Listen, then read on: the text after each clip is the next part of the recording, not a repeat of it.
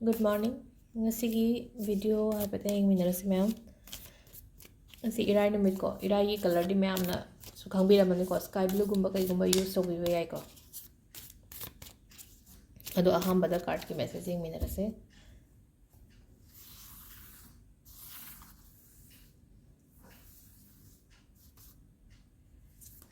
One, two,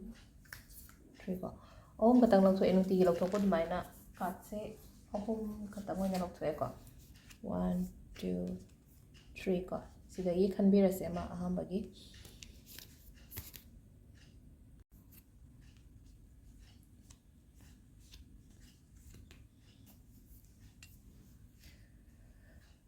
Quay ahambagi se ko akogi 5 of wands and like ko 5 of wands se keno ne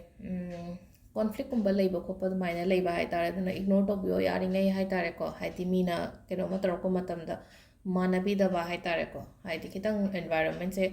hasik aina sum leiba se kitang toxic oiba dong tawe ba hambra aduna yaragadi mina keno ma tum haurak pada hai tare ko engon da chak haurak ko leina ko dai taraga just ignore haidi ignore to biyo haidi am ka hena haidi importance piru no badu da haidi isha ithanda hai tare ko distance thamaga thambi ba hai tare ko adumba mi natraga adumba environment to dagi aido maning halakpa changjan bagi man mohutta hai tare ko maning do ina hanbiro ba haidi changjan lagadi haidi nuai ta badu oigani badu na haidi kitang si se hai tare ko khara tung handok pirak pa hai tare ko ani subagi du fai ko ani so fai haragadi numit thole ko da san haina san haibasida bo haidi numit haisidi mangal pibani na ko ado numit se phai ko sida numit se phai haragadi kai gino ha matam aina ningjaba aina khanba khotpa sugumba mayam pot se haidi lakpa phangba oina oibudo hai tare ko aina ga kuina ga ngairakpa gumba thabak gumba ga leina ko natraga haidi sel thumgi matang da oiro ateki angangi ga matang da oiro ko yam phana adumaina lakpa oina oi ko ani subagi sina ahum subagi sina ko ahum subasina hauji se kitang haidi wakhan se low chatpa adumaina toy ko haidi down chatpa hai tare ko ai wakhan se kitang low chatpa haidi aduduna maram moiraga haidi ko kanamtaga hai tare ko wari shananingdaba mina ngangajo khumningdaba hai tare ko mina ngangajo khumningdaba natraga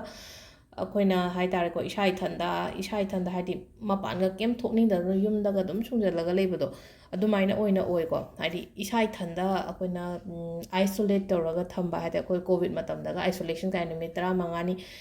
thamaga dai thamaga yawina ko adumaina isha ithanda haidi tonganaga leiningba ko adumaina tawbodo ado sida ko haidi suggestions natra guide hai tare ko sida guide che kai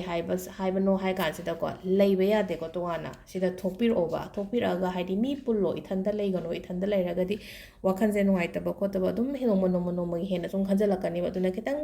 mapan thoga mi pullo imanabi tinaningai kanam leitre kain khallase bako kainoma join tawsalaga haidi pung amani gi chatho oba habetang haidi akoina ke haini yoga class ni khangde mani khangde aduda mi manga taruk atopa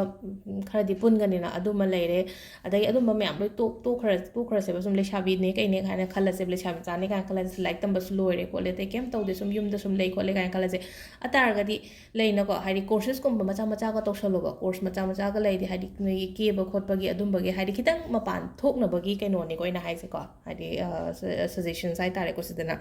adumaina gumma tawi ba hai tare ko aduga ama timing afabasina ko ayuki pung 5 ga minute 43 tagina pung 10 ga minute 3 phawum leire ko adagi mu 13 ga minute 19 dagina 12 ga minute 53 phawum leire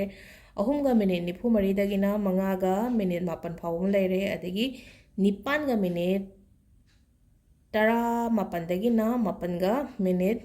53 phawum leire ko adagi 13 ga minute 19 dagina pung 3 ga minute kaino